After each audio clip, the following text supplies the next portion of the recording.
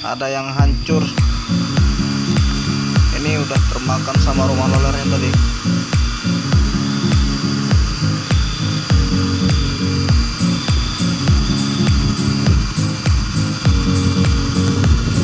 Jadi yang sering membuat suara beat kasar itu dari rumah lolernya teman-teman. Bantalannya pun udah pecah ya seperti ini. Oke teman-teman semua, sebelum kita ganti rumah loler sama lolernya juga sekalian ya, terlebih dahulu kita bersihkan dulu bak CVT-nya nih, soalnya terlalu kotor nampaknya di dalam ya, terlalu banyak debunya. Jadi kita bersihkan dulu sampai bersih, baru nanti kita ganti rumah lolernya dan bolernya dengan kasih sayang.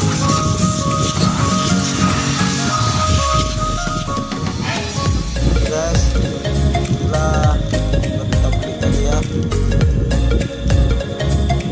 Ini langsung saja kita ganti.